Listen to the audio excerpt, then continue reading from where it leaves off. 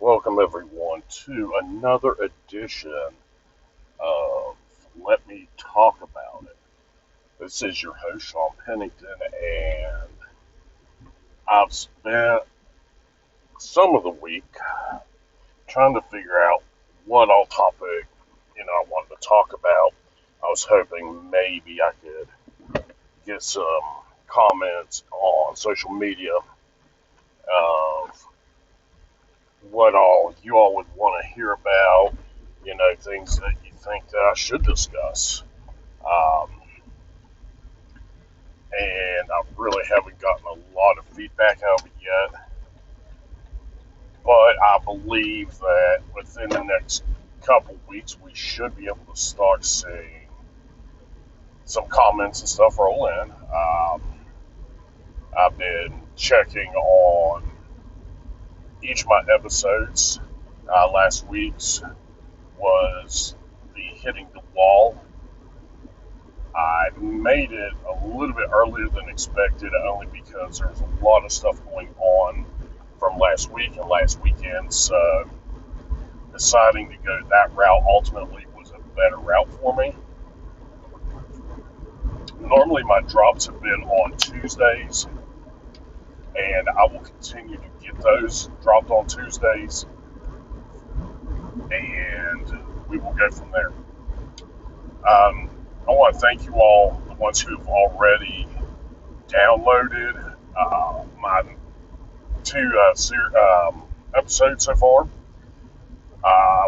As of this morning, this is as of Friday afternoon when I'm recording this, that there have been 45 people who's listened or downloaded my podcast, so thank you very much. I do appreciate it. And 9 of those are reoccurring active, I do believe, subscribers. I believe it's called RES, so that's something that as well. Thank you very much. You can check out my podcast on Apple, Spotify, have it on pretty much every major account that you can do. I will put a link in the description of where you can find them. I'm also in the processes of working and developing my webpage, which should be up and running hopefully by next week. So you will see a lot more content there.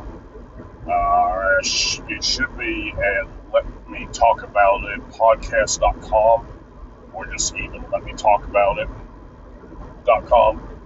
I haven't decided how I want to go that route yet on the way I want to do it. So this week, like I said, it took me a little over a week to decide what I wanted to, really actively talk about.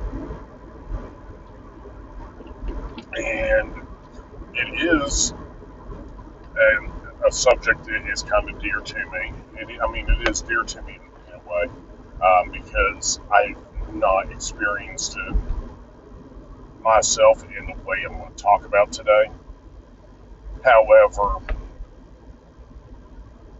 based off of the podcast and everything, you'll understand by the time this all ends and it all wraps together.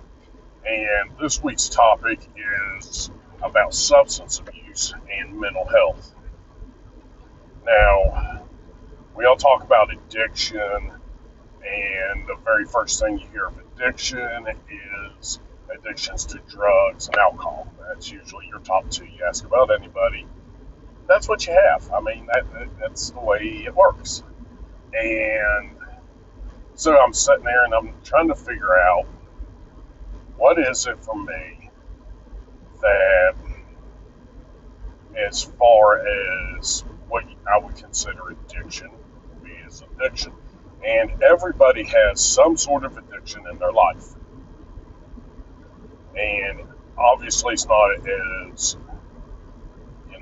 prevalent as the drugs and alcohol, mind you. But we all have something. It could be healthier living by running, working out. It can be gaming. It can be getting up in the morning and you have to have that cup of coffee.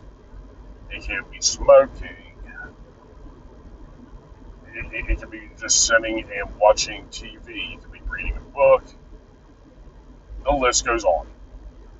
Like I said, and substance abuse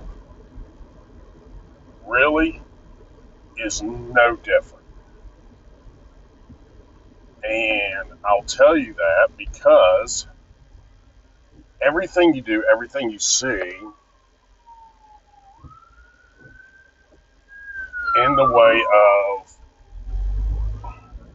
your addiction is the same thing as what drugs and alcohol do for those individuals.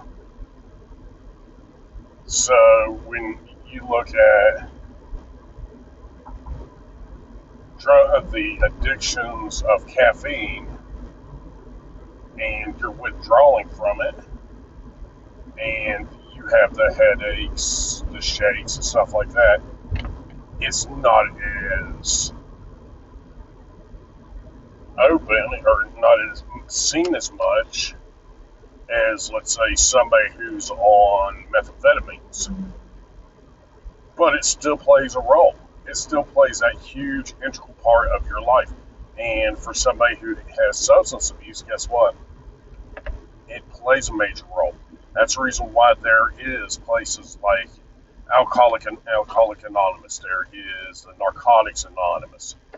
So those people have that bond that they can share and talk to with each other and don't feel that they have to be social outcasts in today's society because unfortunately they've decided to go and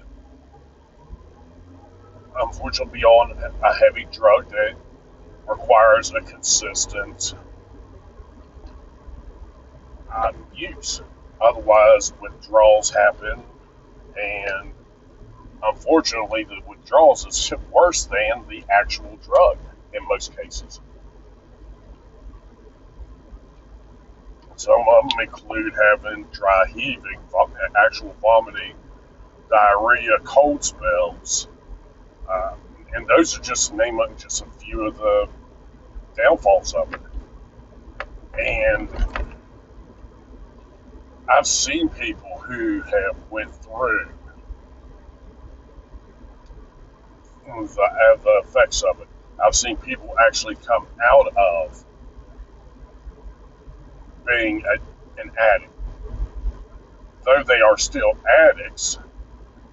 And I say that really loosely, but it is still true in its nature that yes, they are still addicts. At the same time, though, they become very, very productive members of society in where I live. And it can be in any profession, and they're able to do it, and they're great at doing it. And you even look at your movie stars and stuff like that. There's some that has had the substance abuse and substance addiction, alcoholism. They sought help and they became very productive members of our society and have led great lives.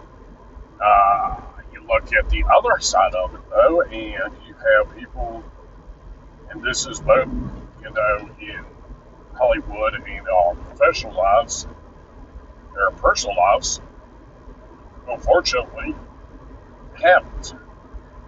And the ultimate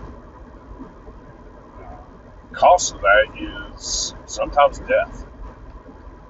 A lot of people end up going as far as having, everything stripped down and away from them. It ends up being homelessness, no friends and family, no money.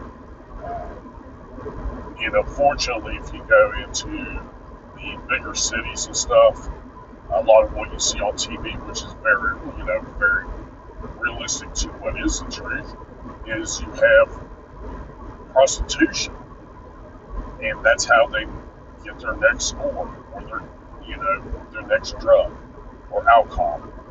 People pawn stuff off, sell their own stuff so cheap so they can have their next drink. And it is sad. It is a very sad thing, and I hate seeing it.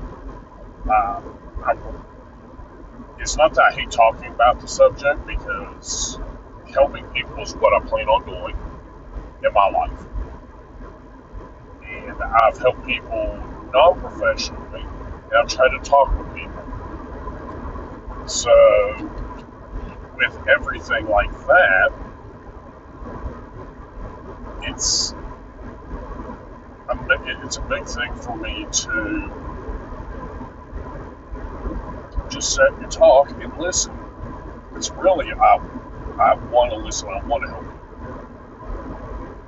you. And y'all have heard me talk in the last couple of episodes about my father and how he helped me. And a lot of his helping me came because he just listened. And the advice he would give me was sage advice, and it was very, very useful. There was times that I really didn't think at first that, it would work. And I hated doubting him because he was right a lot. And it wasn't because, he was a genius, or he had a doctorate, rock science, whatever the case may be. No, the man spent his time on the earth, and he was a people person. Yes, he did get his master's degree by the time it was all said and done teaching. But he had a way with people that was just so it made an impact on people. Even to this day, I have people, former students of his, even colleagues, they'll come up and talk to me. And, we remember the good times with him. But those are the impacts that are going to make for future generations. And I plan on doing that with my grandson. So, like I said, and what I'm going to do is I'm pulling up a couple things from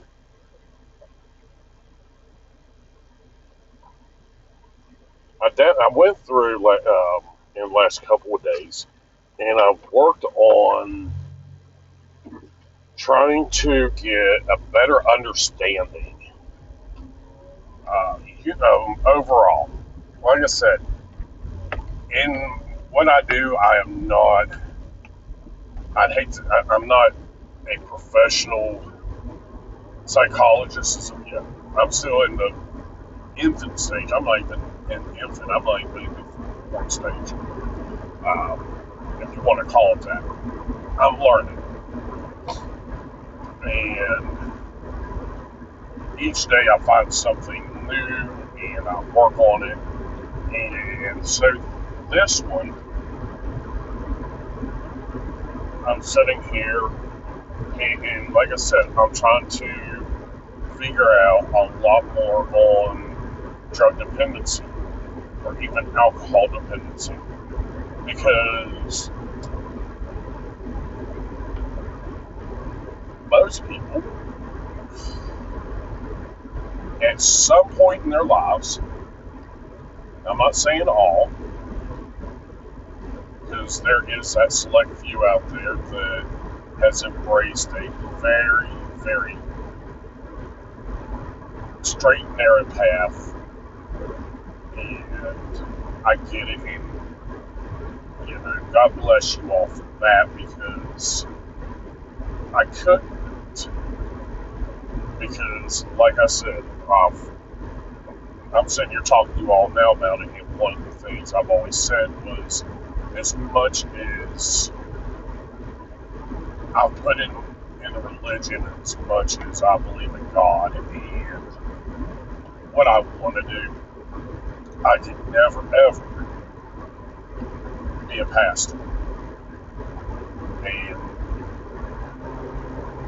I could list off a whole bunch of stuff, and I would kind of see it this morning on a friend of mine's Facebook, but that is something completely out of the subject. And I don't like doing rants as much because, unfortunately for me, my rants end up going out of what we're trying to talk about, trying to discuss. And so I look at everything and try to, take everything from where I need to have that.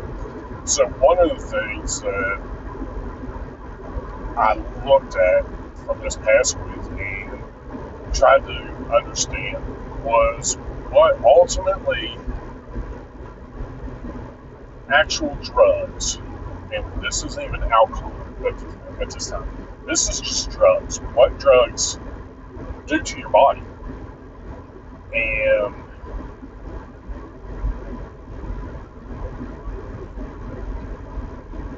I'm trying to look at, because I'm trying to remember exactly where I got this from. Because, like I said, I went through a whole bunch of websites and just try to understand everything. So, when you look at it, and this is a summary of everything, and I'll put all the links for all the places that I've looked at and tried to research from in the description of this podcast, as well as the audio transcript, just in case maybe you don't understand or I'm talking about too quick, because right now I'm doing this podcast while I'm riding to work, so some of it's going to be out of place, but I have fixed that. I've actually got my microphone and everything, so where I don't have to worry now. I can actually do the podcast the way I want to, and it will be done going forward. However, a summary of this is just how drugs affect the body, short, long-term effects, the same constant, so different drugs affect you in different ways. The person's body, it's going to affect them differently. So it could be as much as, let's say, a person of my size, which I am about 5'10", 5'11", and unfortunately I'm almost 300 pounds. A lot of that is because I just haven't went to the gym and, got myself back to where I need to be. And it's going to take time. As I get older, unfortunately, I'm not going to be the best. However, you got that, and then you have, let's say, somebody who is 5'5", 120, 130. So somebody's about a third of my weight, and let's say, just for purposes here, neither one of us has ever really done any kind of hard lifting. Because honestly, I have not. I think the hardest thing I've ever done, and this was medically done, was hydrocodones and Oxycontins with my shoulder injury a few years ago. So we put it in that terminology. I can tell you right now, and this is no lie, I went through 4 pain pill subscriptions within not even a month, and my pain was still there. My pain was unbearable. I had ran through 2 of them within the first week and a half, and I was hurting that badly. Now, what they gave me was hydrocodones, 50 milligrams, and I was eating them like they're M&Ms.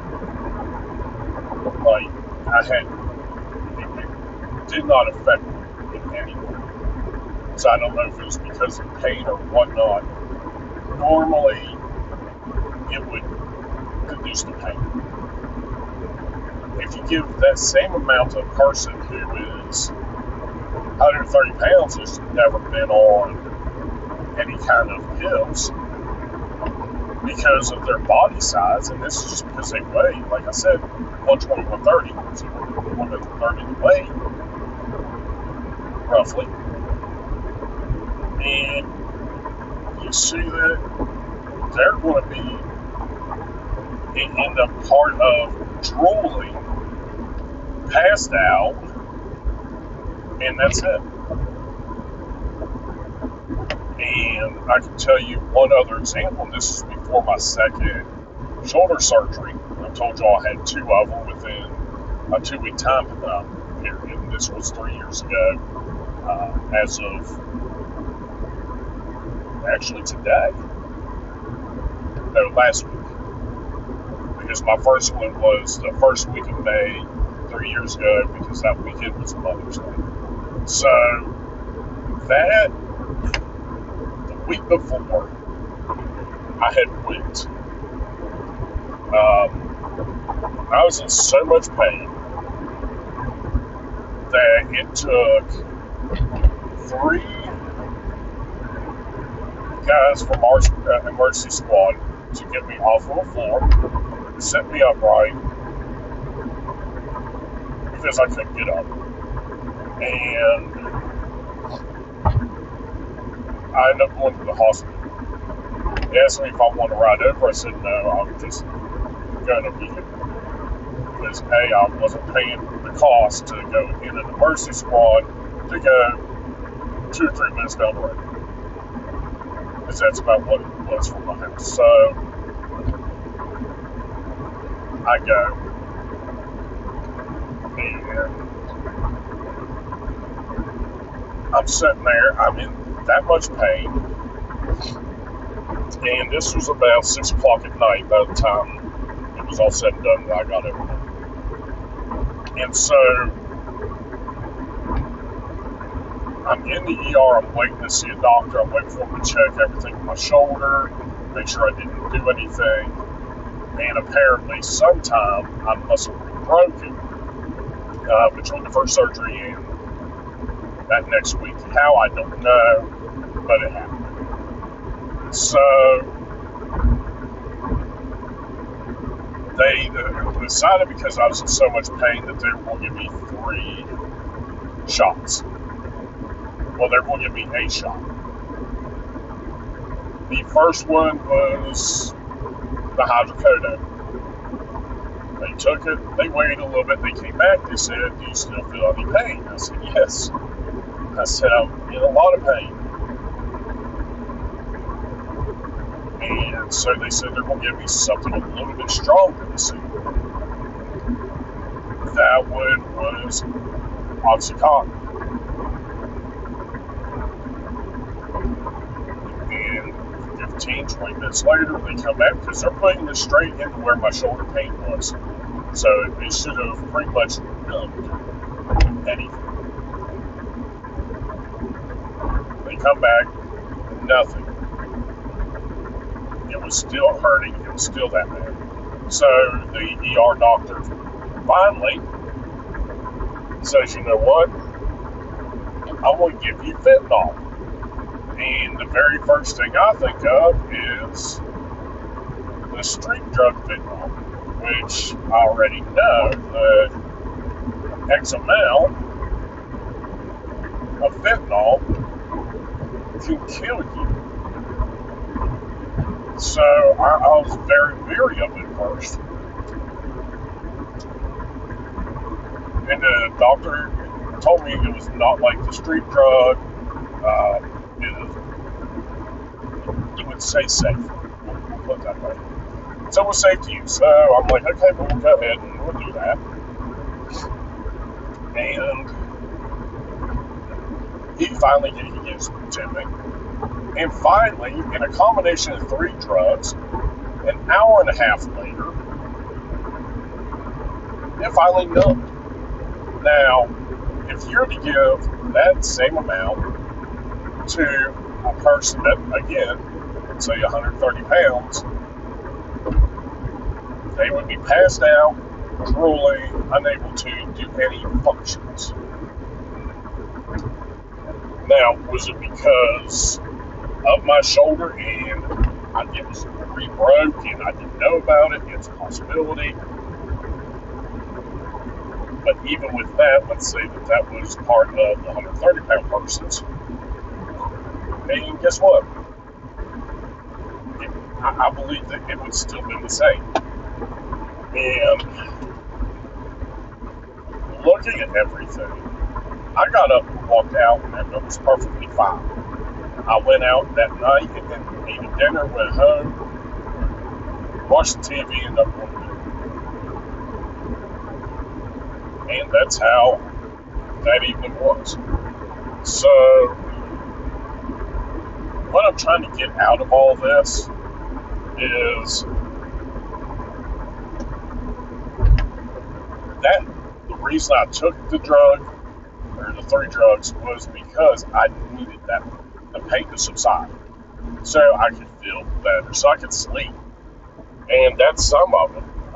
And this is a list of what the drug, people that use drugs for. Makes them feel good, relax. With drug dependency, it helps them deal with emotional trauma or a history of it, or experimentation. Teenagers, that's a big one. They use it to experiment. Usually it starts with marijuana. I've never been a very big advocate of actual marijuana, at least what is used today, because unfortunately, and I hate to think that drug dealers do it, but it probably does. It happens is it gets laced with something, whether it's fentanyl, acid. I can't think of anything else at this time, but it does. That's what happens. But actual marijuana, I don't believe, if you're to take it away and down to its true source, which right now is CBD, and that's the cannabis, not the THC part of it. I believe the CBD does help, but marijuana itself with the THC, no. Why? Because that is what you do to feel good. So going on, you have drugs that help you stay awake, drugs that make you fall asleep,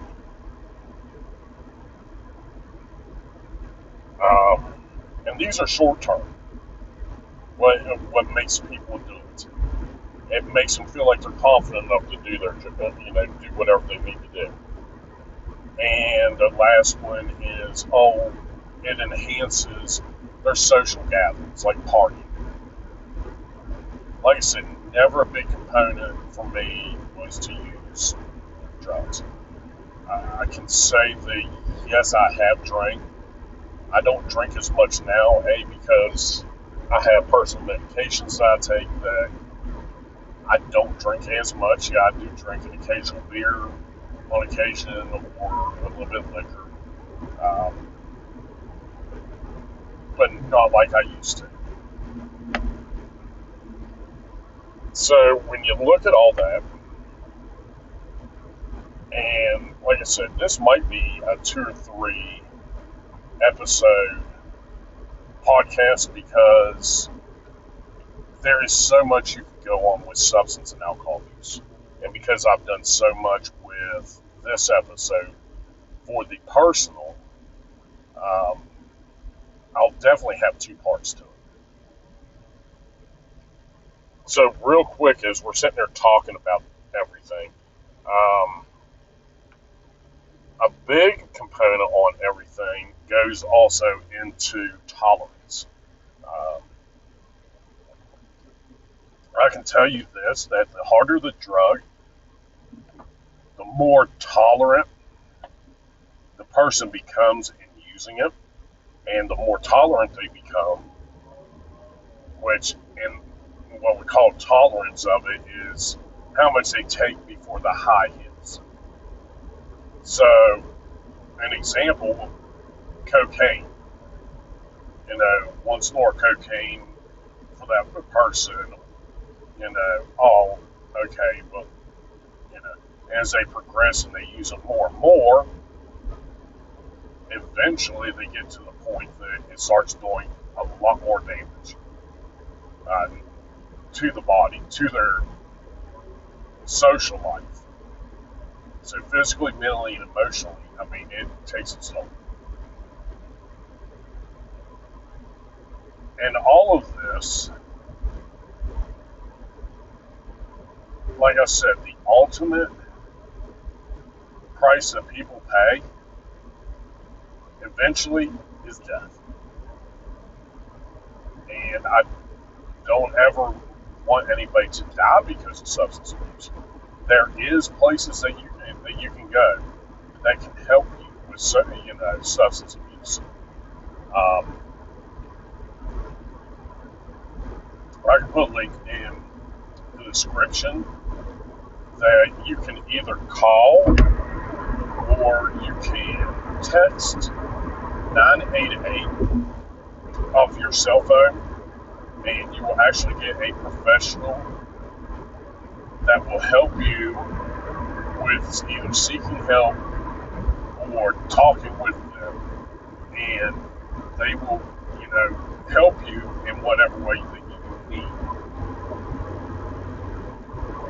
And that, as I end the podcast for this one, like I said, this is going to be a part and series. As I end it today, the biggest takeaway I hope that everybody has gotten so far out of it is I like to be able to talk about my personal life a lot, and the fact that I talk about it on podcasts helps, and I hope it actually can help somebody. So you hear something about my past life or present can help you in your future, because your past does not define you. So, like I said, you could be a drug, you are a substance, you have substance abuse, you have alcoholism. It doesn't define the person that you are, and you can get the help, and you can make your life very successful. But that change has to start with you.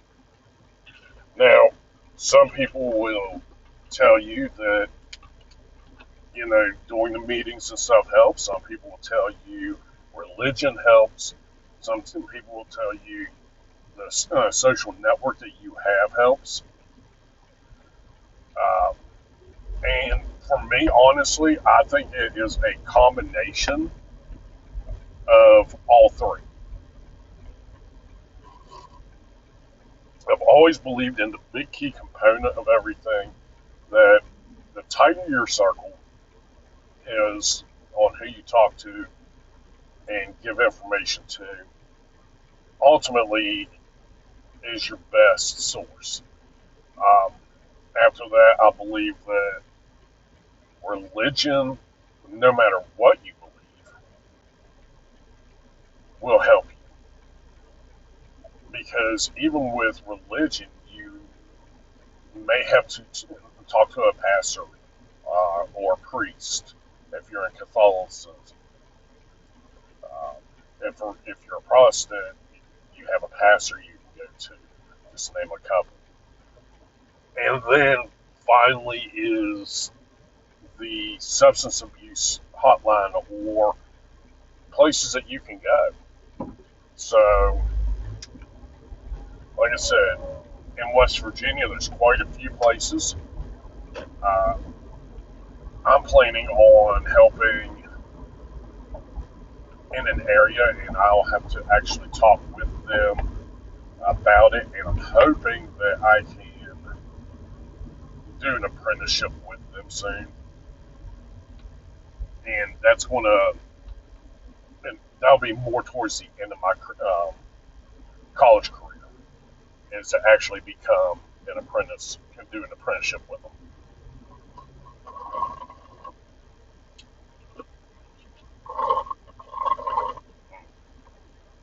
I do some editing there. So, like I said, I try to talk about it in the sense that somehow, some way, when I talk with you all over podcasts helps. I just said something of that nature, um, and I'm hoping that one day I'll be able to get someone to say, "Hey, you changed my life for your podcast," or one that would be, "Hey, can I come on your podcast? I would love to talk with you." If you feel like that is part of your life and what you want to do, as far as coming onto a podcast, please reach out to me. I have links in the description on my main page on the RSS.com page. If you search Let Me Talk About It, it will pull up my page. And I have links for my Facebook, Instagram. Both of those are Let Me Talk About It. I have my YouTube, which I haven't been able to really do any video podcasts yet, but since, like I said, I finally got all my stuff there organized, I'm going to actually start getting into that. So maybe with this podcast, I can do one where I do the next one via video and audio, so I can take both of them out. I can do my transcripts. There's a lot of technical part of that, but I believe I can do all that, and it's okay. We'll get it done, taken care of. Like I said, this is going to be a two-part video or audio for my podcast. I'm hoping that I can get everything situated and done. This one will drop on Tuesday. I plan on having it worked out, done up on Memorial Day, because I don't do a lot for Memorial Day weekend. There's a couple things I do personally, but as far as the grand scheme of barbecuing, stuff like that, that's not what I intend Memorial Day to be about. So that being said, my Tuesday drops, they will still happen. I'm going to have everything ready to go for them. Usually by Friday or Saturday, so I can do my editing and everything over the weekend. And then Monday, I'll do a final listen of my podcast, have it set up so where at, let's say, midnight Tuesday, it drops for you so that Tuesday morning, you're on your way to work, you're at the gym, or you're just sitting there, having your coffee, and you want to listen, you'll have the ability to listen. So I'm going to go ahead and get ready to finish up the podcast. Like I said, this is the first part of a multi-part podcast because I don't want to say it's going to be just two podcasts because this week with substance abuse, there's a lot that can be covered with it, and I plan on covering a lot of information. So this one, like I said, it's multi, and I will see you all again very soon.